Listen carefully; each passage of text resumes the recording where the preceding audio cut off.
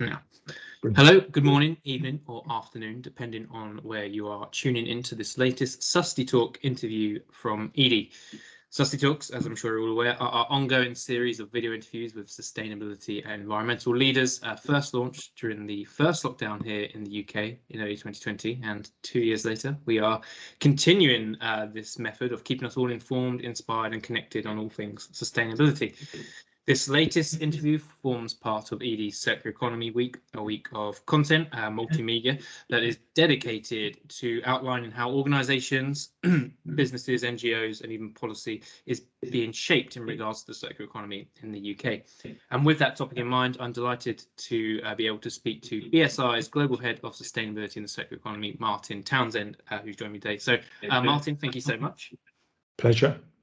Great. And I suppose a good place to start then would be a brief introduction to your role at BSI, Global Head of Sustainability and the Circular Economy. What is you might not have a day-to-day remit in that sense, every day might be different, but what does it typically look like for you? It's a typical one, isn't it? I mean, it's a good question to start with. And I think this is almost an issue that most of us face in sustainability because it means lots of different things to lots of different people.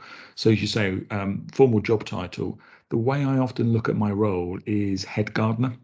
It's that nurturing relationships between organizations and individuals and actually doing what BSI does really well, which is what is best practice.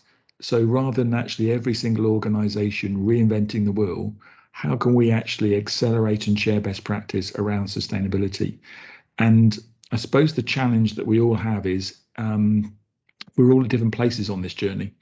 So, some of us are looking at it from an environmental sustainability, some of us are looking at it from a social sustainability, big issues around governance, etc. How do we make sure that we help companies accelerate that change? And that's why I often call myself the head gardener, because it's about really trying to nurture and share best practice to help companies improve as quickly as they can. So that's kind of stuff I do. No, that's great. And, for the people who regularly read and listen to Edie, I think, we would have come across BSI before, but they probably think more of the kind of standards and certification aspect of kind of environmental issues, which include like carbon and energy management, carbon facilities and events. So in terms of circular economy issues, what is it that you're kind of trying to nurture, as you put it? Good question. I suppose the most important thing to start with, is although we're recognised for our kind of sort of flagship standards, such as things like 14,001, 55,001, so environmental management, energy management, etc., BSI constantly looks to do that transformation for the industry. So we're always looking to support companies to improve. And so kind of slightly off message, I suppose, we're just about to launch a new standard around purpose-driven organisations. So how do we ensure that organisations, as part of their DNA, really understand what does good look like, not just purely from a metrics or an outcomes perspective, but actually understanding the real purpose of an organisation. When it comes to things like circularity, you do need to remember that BSI wrote the first standard for circularity. So BS 8001, which is really very much about trying to define, what is circularity, and going back to that point which I started with, which is it was a guide standard. So it wasn't there for organizations to sort of be marked against. It was purely there as a way of actually sharing best practice. So that, I think, is a good sort of moment in time where, say, back in about 2017, we were already thinking about how do we drive this agenda? How do we really make it come alive for organizations? What we've done since then is we've done a lot of work around kite mark. So if we come back to some of the issues, which I'm sure in this conversation we're going to cover, around what are the barriers that are stopping people thinking about circularity. So when we start to think about things like remanufacturing, how can we actually start to give that consumer trust that a product that has gone back in and been remanufactured has the same quality and the same guarantee that basically a new product has, but obviously with a lower impact. And so we did a lot of work with various organizations. The first set of organizations was looking at things like boilers, where we've all probably had situations where it's broken down actually it's a relatively small component that's broken down and it's then being thrown away. So taking those components back, learning about their mode of failure, providing that mode of failure information back to the original manufacturer, actually then remanufacturing that product, re-guaranteeing it so it's as good, if not better than new, and bring it back in the supply chain. So when the consumer sees it installed in their boiler, they've actually got confidence that it is doing what it should be doing, and they have that certainty. So we did that a number of years ago, and since then we've started to expand and extend that kite mark process. So quite recently, last year, we issued the first kite mark for the remanufacturing of computers. Same principle. Why, when our computers get slow, or when the quality of the screen or a component of it isn't fit for purpose anymore, do we throw it away? Why can't we start to design computers so that they are designed in such a way that they can be remanufactured? And the whole issue here is about how do you bring that consumer trust and confidence that what they're bringing back into the supply chain or bringing back into the office is actually a product that is good, if not better. And that is a trick. And that consumer confidence is really key to a lot of this, because consumers, especially now, this kind of cost of living crisis we find themselves in, are preoccupied by so much that they might not necessarily have time to take something that claims it's circular at face value and actually delve into where everyone it is. So these kite marks seem really important to that. But how, so in terms of an implication of that kite mark, what is it you're trying to kind of ensure that's included? Because circular can be viewed in so many ways. It's kind of, on the one hand, it's recycled content, it's that extending that working life that you mentioned, also how then consumers can easily access, repair, reuse models as well. So it's kind of how do you bundle all that into one kind of aspect? I'm loving your questions today. There's multiple questions in your question, I suppose. The issue we were trying to address is that issue between the product manufacturer, the process of remanufacturing, and consumer trust. The point that you also raised in that question is, how do we build capacity? How do we actually make sure that if we're looking at a change in market, if we're looking at a market that needs to have more circularity in it, how do we ensure that those services exist? And how, do we get government to enable some of that process as well? Because there is this process at the moment that we've been through. I suppose we've, as a society, have always been in this new is best. And what we're trying to do is re-educate people that actually we really need to understand about products as services. How do we actually change that mindset in terms of how business operate? How do we ensure that we've got the right regulations in place? So looking at things such as, the waste and resources strategy, what does that look like, and what do we need to see in that? What have we got, in a post-Brexit world in terms of regulations that we're trying to enable around eco-design? There's a lot of moving parts here. And I think, the role that BSI plays very well in this process is, how do we solve some of this through sharing best practice? How do we bring consumer trust into the equation? How do we ensure that people can see that we have traditional ways of working, but there are alternative ways of moving from a product-centered economy to a service-centered economy? And what does that look like, and what are the business models? And that's where I think sort of 8001, which is now being turned into an ISO standard, is going to become incredibly powerful, because I think what we're seeing is the mindset shifting in the industry. And I suppose more and more conversations I have across all sectors are starting to say, we just need to think about doing things differently. And so if I throw a couple of examples just to kind of add depth to that, I suppose, if you look at the building industry, water tightness as a service. So how do you monitor the effectiveness of the membranes of a building? And actually, when something starts to fail, you've actually got the technology in place to monitor that failure. So you're selling the service of water tightness. Or how do you sell the service of lighting? Or how do you sell the service of temperature? There are many examples where the circular economy is shifting companies' mindsets to go, actually, this is beneficial to us. It's a different way of thinking to drive that change. And That's a long answer to a short question. No, it was a great answer. So I'm always happy. But the less talking I have to do, the better these interviews tend to go. So I think as well, and this is perhaps a bit of the preconception from me, but when people think of the circular economy, things that kind of the images that kind of spring to mind, obviously plastics, but as we were discussing before the school, kind of the poster child of the circular economy.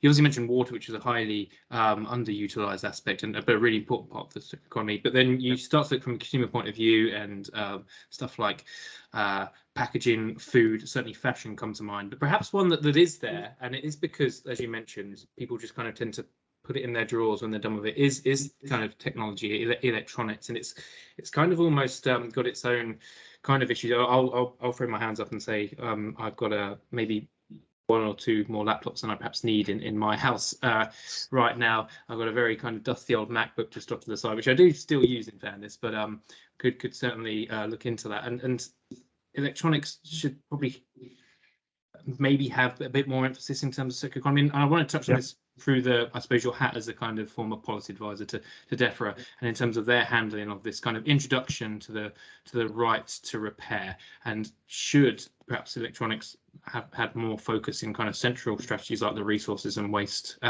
document that you mentioned as well. Yeah. Good. Another good question. I think the most important thing to kind of bear in mind is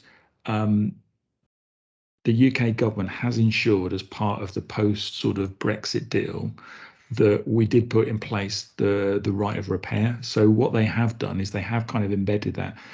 The questions that I think I would be asking government, and I haven't done this, but I think it'd be a good series of questions to ask them is, now you've kind of got that kind of legal powers, how are we going to implement it? How fast are you going to go? Because if we're talking about our change of consciousness, which we were a few moments ago, that people are starting to appreciate the impact we're having as individuals, the impact business is having as a society, the real challenge now is how do we build capacity, and how ambitious do we want to be from a UK perspective?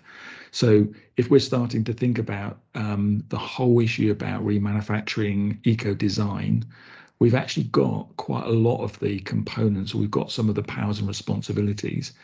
It's how ambitious does government want to be? You know, does it want to be a market leader in this space in terms of really demonstrating that we're going to kind of change the landscape completely? Think about labeling things in a way that actually says to the consumer, this product has been designed so it can be repaired. It can be remanufactured. So when I'm making a conscious decision about a purchase, I will build that into my equation. I won't build it into the equation where I'm buying a component, it's got a 5-year life, if not less. And at the end of life, I will dispose of it responsibly, or I throw it away, whatever I will do to it.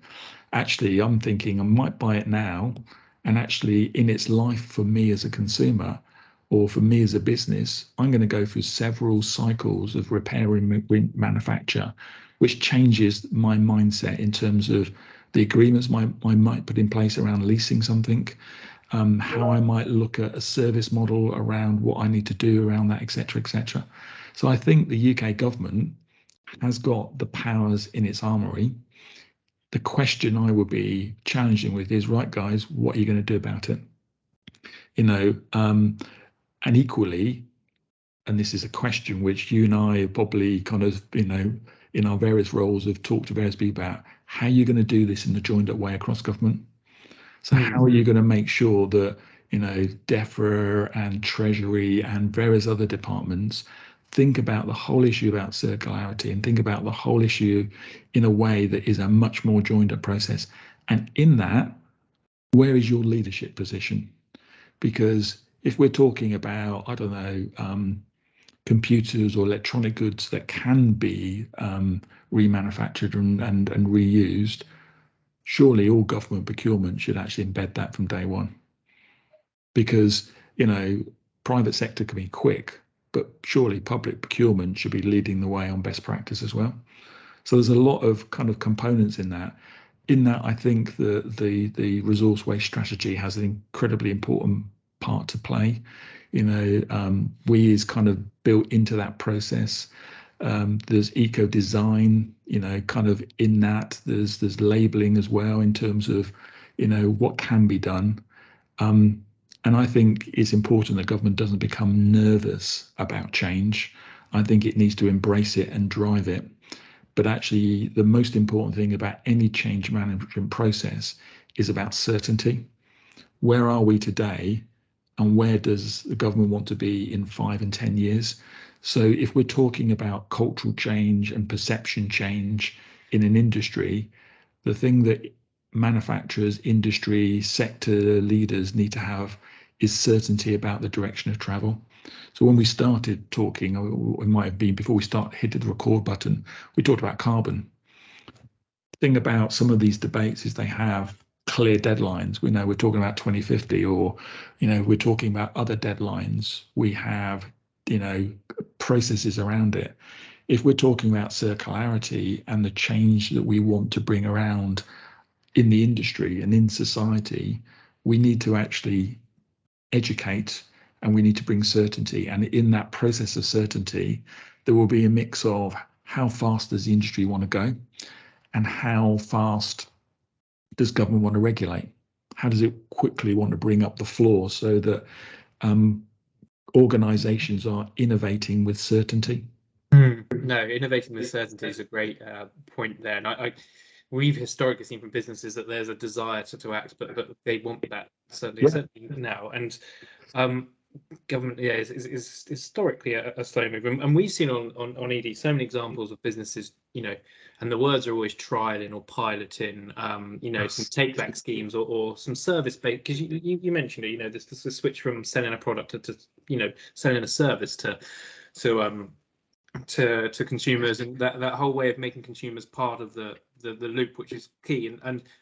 But we're seeing those words, those pilots, those trials. And I suppose, to go to your kind of gardening analogy, at what point do businesses kind of stop tending, planting a few seeds, and actually start kind of almost like creating a whole forest in terms of these are the services, and making this kind of service based aspect the norm rather than the exception? Well, it's interesting, isn't it? Because we talk about product to service economy, but there is actually another phase beyond the service economy, and that's the experience economy. So if we look at why we do things, either from a corporate perspective, a business perspective, or a consumer perspective, it is about giving that individual or that organization the best experience possible. And in modern business or in modern life, quite frankly, we can be quite lazy. And if we can say we can give you the best experience, you don't need to worry about the product, because we will repair it, or we will remanufacture it. Or if your, I don't know, tiles need replacing, or your air conditioning, whatever the feature is, we're in a service economy, and our ultimate goal is to give you the best experience possible at the best price. You don't need to worry about the procurement process, because we will do this in a way which will minimize the impact and maximize the experience. And if you start to kind of think about circularity in that respect, and then what it means in terms of the services I can provide as an organization, it completely changed the landscape. Because you can say to somebody, well, you're worried about whatever feature it might be, I can give you a better experience at a better price.